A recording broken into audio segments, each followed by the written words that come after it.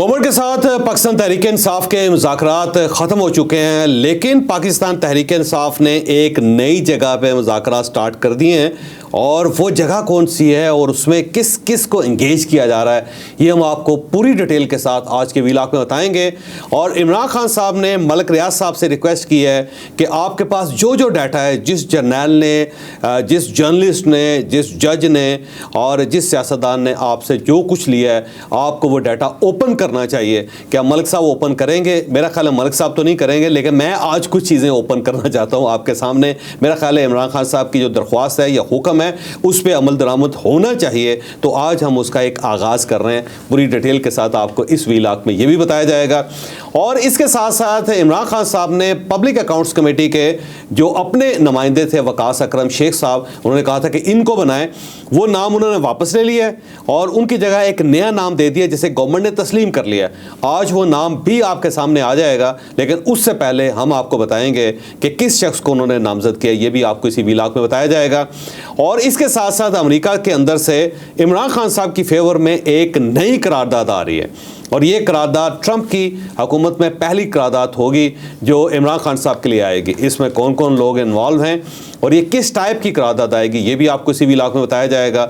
और इमरान खान साहब ने मिशाल यूसुफज़ई साहबा और मुसर्रत चीमा साहबा दोनों को फारिग कर दिया है। अब ये कहाँ से फारिग किया गया, ये भी आपको इसी व्लॉग में बताया जाएगा। लेकिन व्लॉग की तरफ जाने से पहले मेरी आपसे रिक्वेस्ट है कि अगर आपने अभी तक चैनल सब्सक्राइब नहीं किया तो इसे सब्सक्राइब कर लीजिए और ये जो बेल आइकन है इसको ज़रूर प्रेस करें ताकि नोटिफिकेशन आपको मिलता रहे।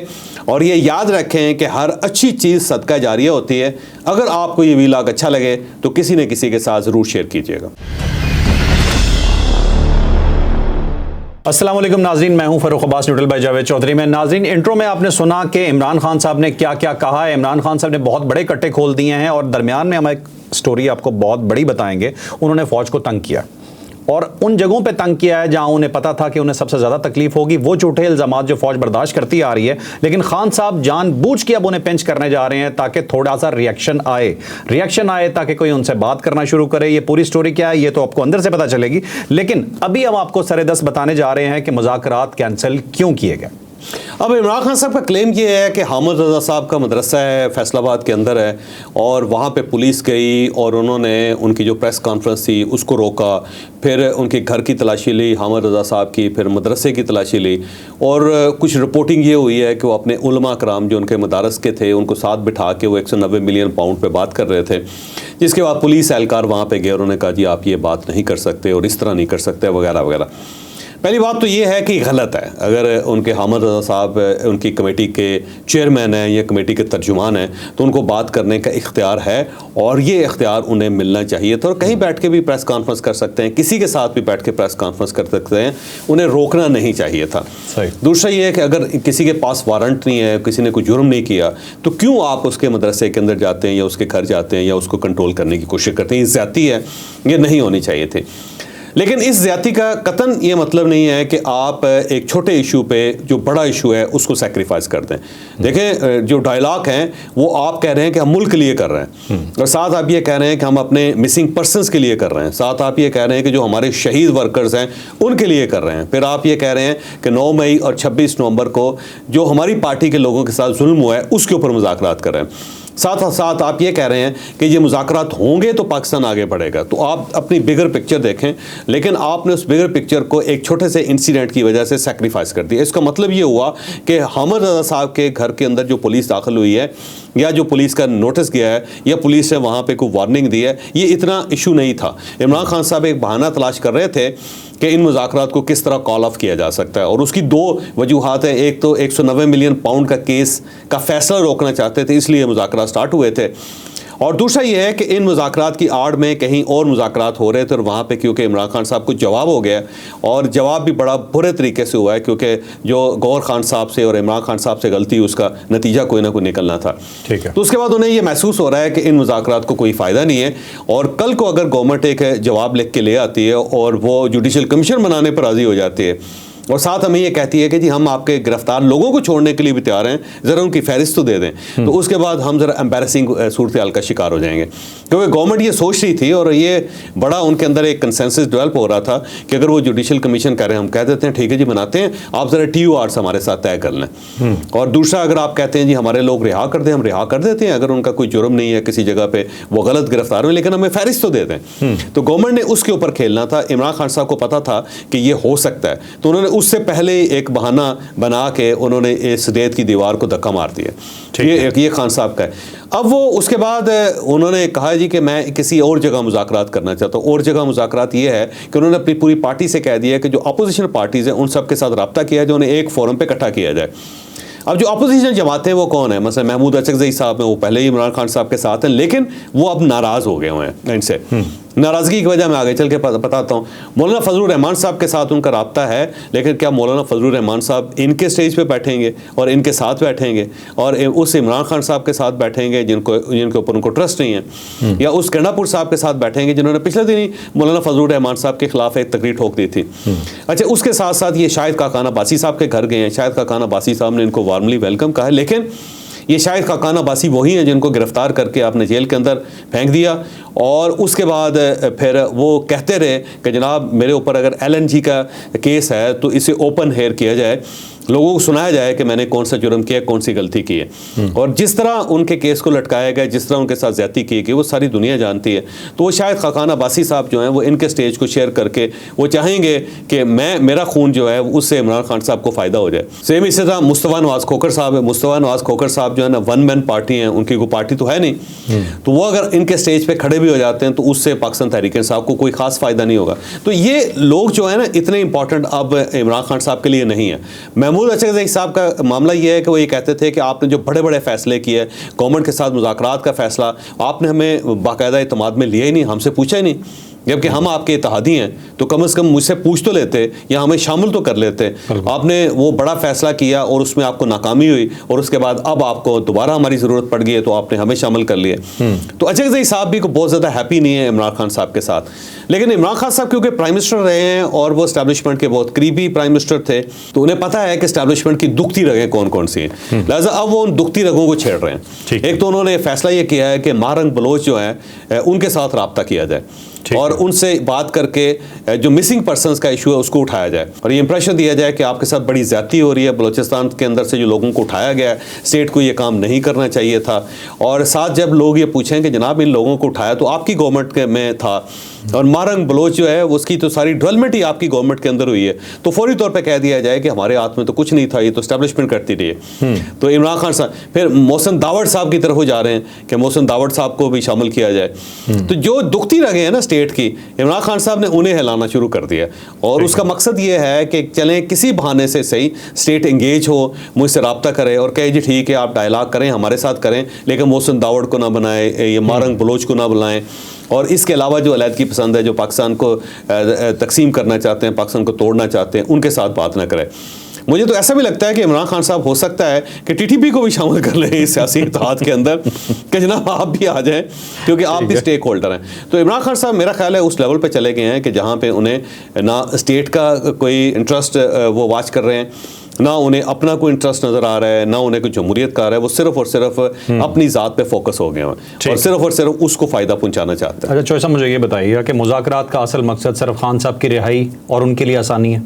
मेरा ख्याल है, क्योंकि इससे पहले जो मुज़ाकरात हो रहे थे उसमें वन पॉइंट था, एक ही एजेंडा था कि इमरान खान साहब को रिहा करें। ठीक है, इसके अलावा बाकी सारी स्मोक स्क्रीन थी, पीछे कुछ भी नहीं था उसके। खान साहब ने अपने ट्वीट में जिक्र किया है जी कि मुज़ाकरात अगर मैं एस्टैब्लिशमेंट से करूंगा भी तो मैं पाकिस्तान के लिए करूंगा। ज़रा अच्छे तरीके से उन्होंने कुछ अल्फाज भी इस्तेमाल किए हैं, लेकिन फिर इंदिया दे दिया है कि एस्टैब्लिशमेंट से मुज़ाकरात हो सकते हैं। ये क्या कहानी?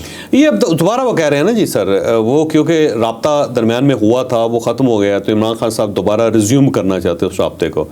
उन्हें पता है कि ये सियासतदान कुछ नहीं कर सकते सरेदस्त, और वो क्योंकि इस्टेब्लिशमेंट की पैदावार थे तो उनको पता था कि इस्टेब्लिशमेंट कितनी ताकतवर है और जब चाहेगी इनको दोबारा प्राइम मिनिस्टर बना देगी। और इस्टेब्लिशमेंट के बगैर उन्हें पता है कि मैं प्राइम मिनिस्टर नहीं बन सकता, तो वो ठीक जगह पे हाथ डाल रहे हैं। लेकिन क्या इस्टेब्लिशमेंट भी इमरान खान साहब के साथ रब्ता करेगी? मेरा नहीं ख्याल, क्योंकि जितनी बुली इमरान खान साहब कर रहे हैं उसके बाद मेरा नहीं ख्याल कि इस्टेब्लिशमेंट में के दिल में अगर थोड़ा सा भी उनके लिए एहतराम था या रहम था तो वो कायम रहा हो। तो मुझे नहीं लगता कि वहाँ पे कभी दाल गलेगी, सरेदस्त तो नहीं गलेगी। हो सकता है कोई बड़ा इंसिडेंट हो जाए, कोई एटमी जंग ही शुरू हो जाए और उसमें फिर इमरान खान साहब की ज़रूरत पड़ जाए, तो वो हो सकता है। लेकिन सरेदस्त मुझे नहीं लगता कि किसी जगह पे एस्टेब्लिशमेंट थोड़ी सी लिखने की कोशिश करेगी इनके सामने इस सर्कमस्टांसेस में। ठीक है, मतलब कोई मुज़ाकरात के चांसेस नहीं हैं। लेकिन खान साहब तो खुद भी पहले ये कहते रहे हैं कि मैं कोई मुज़ाकरात नहीं करूंगा, लेकिन अब कह रहे हैं कि करूंगा। वो कहते हैं एक साइड पे या टू कहते हैं या खान टू कहते हैं, दूसरी साइड पे कहते हैं मुज़ाकरात करेंगे। अब भाई इस्टेब्लिशमेंट से अगर आपने मुज़ाकरात करनी है तो क्या या खान टू से मुज़ाकरात करेंगे आप? ठीक है, चलें जो सब नेक्स्ट टॉपिक पे चलते हैं। बेसिकली वो इसी का एक पार्ट है। मलिक रियाज साहब के हवाले से उन्होंने कहा जी कि मैं दरख्वास्त करता हूँ मलिक साहब से कि भाई जितने भी नाम आपके पास हैं कि जिन्हें आपने पैसे दिए हुए हैं किसी भी मद में, तो ज़रा उन जर्नैलों के, जजों के, सियासतदानों के नाम सबको बता दें। और साथ ही उन्होंने ये भी कहा कि तरसीलात भी अपनी आवाम से कहा जी कि बंद कर दें जो बाहर बैठे हैं। इन दोनों पॉइंट्स पे जरा रोशनी। मलिक साहब जो ना बड़े वैसे बाकमाल आदमी, वैसे उनकी जो सलाहियत है ना उनका एतराफ़ करना पड़ेगा। एक तो जब भी वो किसी को नवाजते थे तो किसी ना किसी को ज़रूर बताते थे, ये उनकी पुरानी आदत है। अच्छा। ऐसा हो नहीं सकता कि किसी को नवाज रहे और किसी को उन्होंने बताया ना हो, बल्कि पूरे शहर में ढंडोरा पीटते थे। और मैं 97 की बात आपको बता रहा हूँ, 1997 में। ठीक है। तो मैं पिंडी गया और पिंडी में उनका दफ्तर होता था, ये स्कीम 3 के अंदर उनका ही दफ्तर होता था। तो वहाँ पे उन्होंने मुझे बुलाया, कहने लगा जी आपसे वैसे गपशप लगानी है। उसमें मैं नया नया कॉलम लिखता था, तो वो मलिक साहब जो थे वो बात बहुत लिफ्ट करवाते थे। उस वक्त नया नया बैरियर टाउन उन्होंने लॉन्च किया था, कोई बहुत बड़ा इनका इंफ्रास्ट्रक्चर भी नहीं था। तो वहाँ पे ना एक साहब उन्होंने बुलाए हुए थे और उस साहब ने कोई 50,000 रुपये इनसे मांगे हुए थे। अच्छा। तो मैं वहाँ पे बैठा हुआ, तो बंदा उस वक्त भी मशहूर था, आज तो बहुत ज़्यादा मशहूर है। अच्छा। तो मेरे सामने इनका एक स्टाइल होता था उस ज़माने, अब पता नहीं है या नहीं है, तो अपने बंदे को कहते थे और तनु क्या एक चीज़ लेके आ तू। तो जब चीज़ कहते थे ना, इसका मतलब ये होता था पैसे मांग रहे हैं। कहते तनु वो चीज़ क्या सी तू लेके आ। ठीक है। अच्छा, वो मेरे सामने जी एक लिफाफा है और वो साहब साथ बैठे हुए थे और लिफाफा फिर उन्होंने खोला है, उन्होंने मलिक साहब ने होता है ना बंद रखा, खोल के उन्होंने देखा कि 500 रुपये की गड्डी है। उसको उन्होंने हिलाया, उसके हिला के उनको कहना लो सर। अच्छा, अब मैं उस बंदे की तरफ देखा, वो बंदा मेरी तरफ देखे, उसके बाद को समझ नहीं आ रही थी। अब मैं बड़ा डिस्टर्ब हुआ, मैंने कहा यार मेरा सीनियर है ये बड़ा बुरा लगता है। मैंने कहा जी मैं अभी वॉशरूम से होके आता हूँ। नहीं बैठ जाओ। क्यों जी, तो उनको कोई एतराज़ से नहीं है? तो कहना जी मेरा छोटा भाई है कोई एतराज़ नहीं। तो मेरे जहन में वो बैठा हुआ है, तो वो उनका ये था। और इसके अलावा भी फिर बाद में जब उनके ऊपर बड़े बड़े मगरमच्छ पड़े तो फिर उन्होंने रिकॉर्डिंग शुरू करते हैं, किसी को भी पैसे देते थे। मसलन जब इफ्तिखार मोहम्मद चौधरी का इशू आया तो देखे कितनी रिकॉर्डिंग्स थी उनके पास। एक रिकॉर्डिंग तो ऐसी थी जो उन्होंने नहीं रिलीज की और उससे पहले ही कंप्रोमाइज हो गया। वो ये था कि जब इफ्तिखार मोहम्मद चौधरी साहब को जो साहबजादा था, किसी सेफ हाउस में उनको पैसे दिए जा रहे थे, तो सेफ हाउस भी ISI का सेफ हाउस था। अच्छा। और उसमें बाकायदा उन्होंने वो ब्रीफकेस खोला, बड़ा बक्सा खोला, बक्सा सामने रखा, बेटा सामने बैठा हुआ है, नोट उनके सामने अंबार लगाया जा रहा है, वो रिकॉर्डिंग हुई सारी। वो बाद में रुक गई। तो वो उन्होंने एक तो हर बंदे की रिकॉर्डिंग रखी हुई, इसमें कोई शक नहीं। दूसरा ये जो रिकॉर्डिंग रिलीज हो जाती है ना उनकी, ये कि किसी के साथ बात कर रहे हैं, वो होता है, वो ऐसा नहीं है कि कोई और रिकॉर्ड कर रहा होता है, क्योंकि मुझे खतरा है कि वो खुद ना रिकॉर्ड करते हो या उनका कोई बंदा रिकॉर्ड करके रिलीज ना कर देता। ठीक है। अब मेरा ख्याल है इमरान खान साहब का ये जो मुतालबा है नहीं, जायज़ मुतालबा है और इसे ओपन होना चाहिए। और अगर ये हो जाए तो बहुत सारे लोग जिनके ऊपर शक किया जा रहा है वो हो सकता है क्लियर हो जाएंगे, और जो बड़े बड़े मुकद्दस फिगर्स हैं मेरा ख्याल है वो भी एक्सपोज हो जाएंगे। तो ये करना चाहिए। तो नवाज से तो हो रहे हैं, इसमें कोई शक नहीं, लेकिन उसमें कोई बाकी लोग भी खाम खाई तले जा रहे हैं जो भी है। लेकिन जो अच्छा, इसमें एक चीज़ मैं आपको मज़े की बताता हूँ। तो मेरा ख्याल है कि पता नहीं मलिक साहब कब स्टार्ट करते हैं, लेकिन मैं चाहता हूँ कि आज से स्टार्ट कर लिया। पहला तो मेरा ख्याल है फराह गोगी जो है ना, उनका जो खांचा था वहाँ से हमें स्टार्ट करना चाहिए। देखिए, फराह गोगी जो है आम खातून है और उनका एक ही क्रेडेंशियल है, एक ही उनकी अहमियत है कि वो फर्स्ट लेडी जो थी, जो हैं उनकी दोस्त थी। इसके अलावा तो कोई ख़ास उनका कोई करैक्टर नहीं है ना जी, कोई पीछे कोई उन्होंने कोई तोप चलाई हो, कोई एटम बम बनाया हो, या उन्होंने कोई नई गेम डेवलप कर ली हो, या वो आयरन लेडी हो, या लक्ष्मी देवी हो, वो क्या, इसके अलावा तो कोई नहीं ना। तो अब जब मलिक साहब के साथ उनका रब्ता हुआ और जो उनकी साहबजादी है मलिक साहब की, उनके ज़रिए रब्ता हुआ, तो अब वो साहबजादी से क्या मांग रहे हैं? वो एक अंगूठी मांग रही है 5 कैरेट की। और मैं फराह गोगी साहिबा का बड़ा शुक्रिया अदा करता हूँ कि उन्होंने पहली मरतबा कौम को बताया कि जो हीरे की अंगूठी होती है वो भी कैरेट्स होते हैं। हमें तो पता नहीं था किसी को, ये इतनी कीमती मालूमात हैं किसी को अंदाज़ा ही नहीं था। और वो भी है। तो मेरा ख्याल है वहाँ से स्टार्ट करना चाहिए। उसके बाद जो मलिक साहब से उन्होंने कोई मेरा ख्याल 200-250 कनाल ज़मीन यहाँ पे बनी गाला में उस साइड पे भी ले ली, तो मेरा ख्याल है वो भी पूछना चाहिए उनसे, ठीक है, और क्यों ली, किस तरह ली। फिर इसके साथ साथ जो फराह गोगी हैं, उनकी प्लास्टिक सर्जरी हुई है अमेरिका में, अब वो भी पूछना चाहिए कि किसने पैसे दिए थे वो। फिर फराह गोगी साहिबा जो जहाज़ इस्तेमाल करती थी, उनके बारे में पता होना चाहिए। ठीक है। फिर फराह गोगी जो है दुबई में इस असालम के अंदर, इस दौरे मुसीबत के अंदर वो दुबई में रहती रही हैं, तो किसके पास रहती रही हैं। फिर अब वो लंदन में है अनिल मसर्रत साहब के पास, तो अनिल मसर्रत साहब के पास किसने पहुंचाया उनको, और अब भी उनका जो नान नफका है कौन बर्दाश्त कर रहा है। इसके साथ साथ शहजाद अकबर साहब जो हैं वो इस सारी स्कीम के अंदर जो 5-6 अरब रुपया खड़का गए हैं, तो मेरा ख्याल है उसके बारे में पता लगना चाहिए, क्योंकि किस तरह उन्होंने NCA के साथ डील की, इमरान खान साहब को तैयार किया। तो मेरा ख्याल शहजाद अकबर साहब की वीडियोस तो लाजमी आनी चाहिए, बल्कि वो बड़ी उनकी एक मज़ेदार किस्म की वीडियो है कि सड़क के ऊपर खड़े हुए लंदन में, और एक गाड़ी में से जो नोटों के बक्से हैं वो उतर के दूसरी गाड़ी में जा रहे हैं। तो मेरा ख्याल है उसका भी वो पता तो लगना चाहिए उसमें से सारा। फिर ये जुल्फी बुखारी साहब का जो है मामला, मेरा ख्याल है वो भी ओपन होना चाहिए कि क्यों इमरान वो मिलते रहे हैं मलिक रियाज साहब से, और कहाँ क्या क्या होता रहा है। और वो जो मेरा ख्याल है रिंग रोड का जो मसला था, उसके अंदर जो सारी चीज़ें हैं वो भी क्लियर होनी चाहिए। अच्छा, इसके साथ साथ एक और जो बड़ा मज़ेदार वाक़या मैं आपको बताता हूँ। मुझे लगता है कि जो मलिक रियाज साहब है वो नाराज़ हो जाएंगे मेरे साथ। बहुत सारी ऐसी चीज़ें हैं जो ज़ाहिर उनकी हैं, लेकिन वैसे ही आपने कहा तो मैंने वो भी सुना देता हूँ कि ये जो यहाँ पे एक लेन देन हुआ था सेनेटर्स का, और सेनेट का इलेक्शन हुआ था, और उसमें बहुत सारे सेनेटर जो थे वो ख़रीदे गए थे, उनके वोट्स ख़रीदे गए थे, और वो जो काम हुआ था वो हुआ था पेशावर के अंदर। अच्छा, ठीक है, पेशावर में। तो वो मलिक साहब जो थे किसको साथ लेके गए थे, किस कमरे में बैठे हुए थे, क्यों MPs आते गए, बक्से उठाते गए और जाते गए, और इमरान खान साहब का दौर क्यों था, और फिर सेनेट का जो इलेक्शन हुआ था उसके अंदर जो लेन देन हुआ था सारा वो मेरा ख्याल है कि इस यहाँ से स्टार्ट होना चाहिए। ठीक है, यहाँ से स्टार्ट। फिर इसके साथ साथ जनरल फैज़ हमीद साहब को जो चकवाल के अंदर घर बना था उसके बारे में भी पता होना चाहिए। फिर जो इमरान खान साहब ने जनरल बाजवा को बुला के और जनरल फैज़ हमीद साहब को सामने बिठा के कहा था कि मलिक रियाज को 1000 अरब रुपए का जुर्माना हो रहा है, साकिब निसार साहब कर रहे हैं, तो साकिब निसार साहब को समझाएं कि इतने पैसे ये नहीं दे नहीं सकता, और अगर ये यहाँ से चला गया तो रियल एस्टेट सेक्टर को बड़ा लॉस होगा, तो इसको ज़रा कंट्रोल करें। और फिर इमरान खान साहब के कहने पर जनरल फैज़ हमीद साहब ने ये जो जुर्माना था इसको 1000 अरब रुपये से कम करके 460 अरब रुपये किया था। मेरा ख्याल है ये भी ओपन होनी चाहिए स्टोरी। ये इसकी रिकॉर्डिंग्स हैं सारी। लेकिन यहाँ पे ना जनरल बाजवा साहब के साथ मुझे वाकई हमदर्दी, मैं सीरियसली कह रहा हूँ। देखो, जब मैं सारी बातें खुल के बताता हूँ और जहाँ जहाँ जनरल बाजवा साहब की गलती है उसका मैं एतराफ़ करता हूँ, लेकिन जनरल बाजवा साहब को भी ना जनरल फैज़ हमीद साहब मामू बना गए, और वो मामू बनाया उन्होंने रब नवाज साहब के ज़रिए। रब नवाज और ब्रिगेडियर जाहिद साहब सेक्टर कमांडर रहे हैं यहाँ पे इस्लामाबाद। अच्छा। और उनका ये सारा मामला था, और एक बंदा जिसका नाम है रब नवाज, बर्मिंघम में वो रहता है, और उनका जो था ना, उनके भाई जो जनरल बाजवा साहब के, उनके साथ एक रिलेशन था, और उसकी जो बहन थी उसका गुर्दा फेल हो गया था और उसने ट्रांसप्लांट कराना था।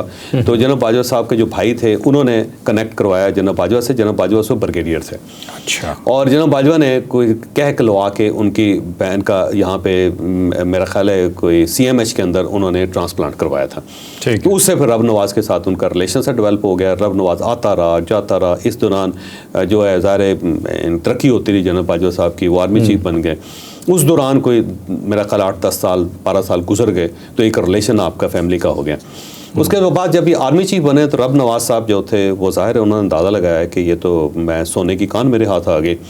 उस रिलेशन को वो कैश करवाते रहे। अच्छा। जो सबसे पहले कैश करवाया था उस दौरान ब्रिगेडियर जाहिद साहब जो थे वो भी इन्वॉल्व थे, और ब्रिगेडियर जाहिद साहब के पास वो चला गया रब नवाज जनरल बाजवा साहब के रेफरेंस से।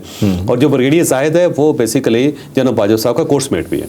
ओके। तो इस दौरान रब नवाज और जो ब्रिगेडियर जाहिद है वो एक दूसरे के साथ कनेक्ट हो गए। अब यहाँ पे ना जो जनरल बाजवा हैं इनका एक मकान होता था, घर होता था यहाँ बैरिया टाउन में। इन्होंने पहले प्लॉट ख़रीदा था, उस घर को बनाया था। अब बनाने के बाद जब ये आर्मी चीफ बन गए तो उन्होंने सोचा कि मैं उसको बेच देता हूँ, क्योंकि वहाँ उसको रखने का फ़ायदा कोई नहीं। तो उन्होंने जब बेचने के लिए किसी एजेंट को कहा तो रब नवाज ने कहा कि मेरी वालदा हैं और मैं उसके लिए घर ले लेता हूँ, तो आप बताएं कि मार्केट में जितने पैसे मैं आपको दे देता हूँ। तो उस वक्त उसकी वैल्यू को 8 करोड़ रुपए की थी। तो रब नवाज ने कहा जी मैं 8 करोड़ रुपए आपको दे दूँगा, कोई मसला नहीं। और उन्होंने फिर ब्रिगेडियर जाहिद साहब के साथ मिल के इन दोनों ने मलिक रियाज के साथ डील की। अच्छा। और उस डील में उन्होंने ये मकान जो है वो 20 करोड़ का बेचा। मलिक रियाज को कहा कि 20 करोड़ का लें, मलिक रियाज ने कहा कि मैं 20 करोड़ का ले लेता हूँ। देखिए ना, आर्मी चीफ का मकान हो, वो तो जितने कहेंगे बंदा दे देगा। और जनरल बाजवा को मालूम भी नहीं था? जनरल बाजवा को आज तक मालूम नहीं था। ठीक है, कल मालूम हुआ है हमारे जो उससे। और मुझे लगता है कि जो हीट पहुंची हुई हर साइड पे, क्योंकि वो उस साइड पे रब नवाज साहब नाराज़ बैठे हुए हैं इंग्लैंड के अंदर, और ब्रिगेडियर जाहिद साहब भी बड़े नाराज़ हुए हैं। जनरल बाजवा साहब के साथ हमारा कांटेक्ट ही नहीं है, वो तो मेरा ख्याल है अब मुश्किल ही है उनके साथ कोई कांटेक्ट हो।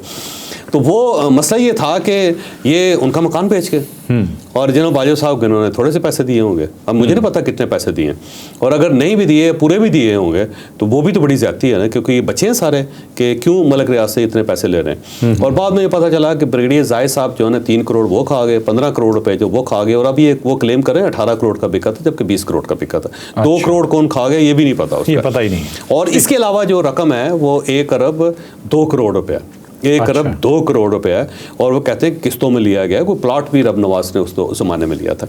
अब इसमें ही देखिए वो जनरल बाजवा बेचारे जो ना खाम वहाँ फंस गए, यानी वो कहते हैं बैड कंपनी जो होती है ना उसका अफेक्ट होता है, और ये जनरल बाजवा को बेच के चले गए। और इस सारे चीज़ों का जनरल फैज़ हमीद को पता था। और इस दौरान जब मलिक रियाज साहब ये कहते थे कि ये पैसे ले गए मुझसे और इन्होंने मेरा काम नहीं करवाया, और ये मुझे ब्लैकमेल करके पैसे कहते रहे, जनरल फैज़ हमीद साहब कहते रहे चुप रहो, कोई मसला नहीं है, मैं सेटल कर लूँगा मैं। अच्छा, हाँ, वो दरमियान में आके तो वो चाहते थे कि जनरल बाजवा साहब को पता ना लगे सर। अच्छा, तो इतने थे खेल होते रहे हैं, तो ये तो आज के खेल है ना। ठीक है। और इसमें जनरल बाजवा वाकई बेचारा है, उनका कोई कसूर, मैं वाकई उनका नाम इस्तेमाल होता रहा, वो सर बहुत ज़्यादा इस्तेमाल करते हैं, ये मसलन ठग थे सारे, और ये उनको सामने रख के ना, और बल्कि मेरा ख्याल है जनरल बाजवा के साथ भी फ्रॉड करके उनके पैसे भी खा गए ये लोग।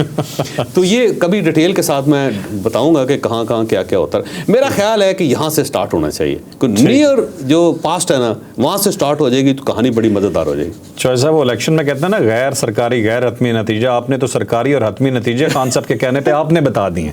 ये 4-5 तो मैं बता रहा हूँ, बाकी मलिक साहब बताते हैं। बाकी और जो इनके साथ साथ और मिनिस्टर्स हैं ना बहुत ज़्यादा, इमरान खान साहब के होए ऐसा यार, क्योंकि उसकी वजह ये है कि मलिक रियाज साहब का ये इनकी आदत है कि मतलब किसी का फ़ोन आ गया ना जी, कि आप पास बैठे हुए हैं, किसी ने फ़ोन करके कह दिया कि जनाब ये है। एक बार एक मिनिस्टर थे, और मैं नाम नहीं लेता उनका क्योंकि मेरे अच्छे उनके साथ ताल्लुक थे, और उन्होंने उनका फ़ोन आ गया तो मलिक साहब स्पीकर ऑन कर देते हैं, हमेशा स्पीकर ऑन कर देते हैं, सारे सुनते हैं, और वो दूसरी साइड से कही जा रहे थे कि यार इतनी ज़मीन चाहिए और ये करना है ये करना है, तौबा। मैं कहता यार इतनी बड़ी शख्सियत इस साइड पे क्या हो गया।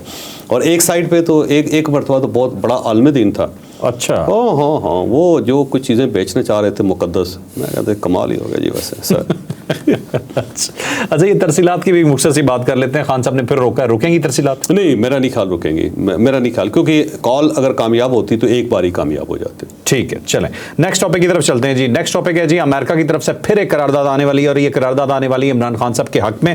इस दफ़ा ये करारदाद कैसे आएगी और क्या इसका कोई इफेक्ट होगा पाकिस्तान, क्या इसका कोई प्रेशर लेगा, क्या खान साहब वाकई बाहर आ जाएंगे अमेरिका के कहने पे? डिटेल से स्टोरी जारी है। अब देखिए यार, जो अमेरिका के अंदर हो रहा है ना, वो जो डायस्पोरा है, जो पाकिस्तान तहरीक इंसाफ के साथ उनका गहरा ताल्लुक है, वो अब दोबारा एक्टिव हुए हैं कि ट्रंप की एडमिनिस्ट्रेशन आ गई है, और वो वाकई तगड़े हैं, और उनका सेनेटर्स और कांग्रेसमैन के साथ बड़ा अच्छा गहरा ताल्लुक है। वो मेरा ख्याल अब दोबारा डेवलप कर रहे हैं मामलात को, और आने वाले कुछ दिनों में एक करारदाद और पास करवा देंगे, और इस वक्त करारदाद जो अगर ट्रंप प्रेसिडेंट होंगे उनके दौर में होंगे। और मुझे लगता है कि ये बस 1-आध हफ्ते की गेम है, और उसे पाकिस्तान तहरीक इंसाफ ठीक ठाक प्ले करेगी। वहाँ पे कुछ हो रहा है जो एक करारदाद पास करवाने के, और पाकिस्तान में प्रेशर आएगा। बस ऐसे ही करारदाद जितना एक प्रेशर पहले आया था इतना ही आ जाएगा बस, और मीडिया के अंदर आती रहेंगी चीज़ें, उठती रहेंगी। ये याद रखिएगा कि ट्रंप इमरान खान साहब की फेवर में एक ट्वीट ज़रूर करें। ये ज़रूर करें, लेकिन वो सेरेमोनियल होगी। सेरेमोनियल होगी। ठीक है, चलें जी नेक्स्ट स्टोरी। अगली स्टोरी है जी कि पीएसई पब्लिक अकाउंट्स कमेटी जिसे हम बोलते हैं, उसका चेयरमैन बनाया जा रहा है जुनैद अकबर को। पीटीआई ने उनका नाम दे दिया। ये वो नाम है जो हम सोच भी नहीं सकते थे कि आएगा। नाम किसी और का था, ये नाम चेंज क्यों किया गया, इन्हें ही क्यों बनाया जा रहा है, डिटेल से स्टोरी। इससे पहले शेख वकास अकरम साहब का नाम लिया जा रहा था, और शेख वकास अकरम साहब का नाम इसलिए लिया जा रहा था कि जो पार्टी है वो खैबर पख्तूनख्वा की ज़्यादा लगती है, और जो पंजाब के लोग हैं उन्होंने ये एतराज़ करना शुरू कर दिया था कि सारे ओहदे अगर खैबर पख्तूनख्वा को देना है तो फिर आप इसका दफ्तर भी वहीं ले जाएं।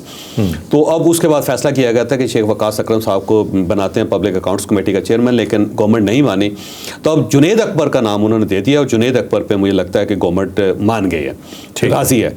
तो अब वो खैबर पख्तूनख्वा से जुनैद अकबर साहब वही आ रहे हैं इस सारे मामले में, और वो चेयरमैन मेरा ख्याल है बन जाएंगे, आज किसी वक्त अनाउंसमेंट उनकी हो जाएगी। ये ब्रेकिंग न्यूज़ दे रहे हैं, ये अभी तक आई नहीं है। और शेख वकास अकरम साहब जो है ना, उनको इस तरह भी किया गया है कि देखें आप सेक्रेटरी इतलात हैं और आपने पार्टी का मौक़िफ़ बयान करना होता है, तो ये ज़्यादा बड़ा होता है बजाय इसके कि पब्लिक अकाउंट्स कमेटी के चेयरमैन बने आप।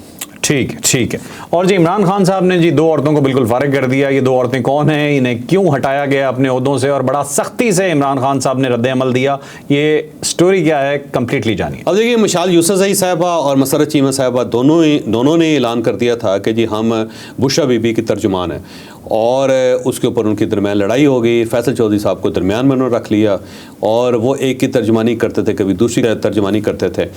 आज इमरान खान साहब के सामने ये मामला गया, उन्होंने बड़ा मुंह बनाया खौफनाक किस्म का, उन्होंने कहा दोनों को फारिग कर दें। और इस दौरान बुशरा बीबी से भी पूछा गया तो उन्होंने कहा कि मैं कोई पब्लिक फिगर हूँ, मेरा कोई पार्टी के साथ कोई ताल्लुक है, मेरा तर्जुमान कौन होगा, मुझे तर्जुमान की ज़रूरत ही नहीं है, ना मसरत चीमा की ज़रूरत है, ना मिसाल यूसुफज़ई की ज़रूरत है। वो तो उस वक्त कुछ मेरे काम करती रही थी, उससे ज़्यादा तो मेरा इनके साथ ताल्लुक ही कोई, उन्होंने दोनों डिसोन कर दिया। तो खान साहब ने कहा दोनों को निकाल दे, तो अब दोनों बेरोजगार हो गए। ठीक ठीक। नाज़रीन, आपने आज का व्लॉग देखा, यकीनन इन्फॉर्मेटिव रहा होगा। नाज़रीन, एक चीज़ बोलते हैं बारीक वारदात, चौधरी साहब ने एक बड़ी बारीक वारदात डाली, मैं आपको बता देता हूँ वो क्या था। 50,000 का जब किस्सा सुना रहे थे कि मलिक रियाज को उन्होंने किसी को देते हुए देखा, जब चौधरी साहब वहाँ पे यानी शायर के तौर पे मौजूद थे, उन्होंने कहा मैं नाम नहीं बताऊंगा कौन था, लेकिन दरमियान में सिर्फ इतना कह गया कि मेरे सीनियर हैं, मैं क्या कह सकता हूँ, मतलब कोई जर्नलिस्ट था। लाइक शेयर सब्सक्राइब करना बिल्कुल ना भूलिएगा। पाकिस्तान जिंदाबाद।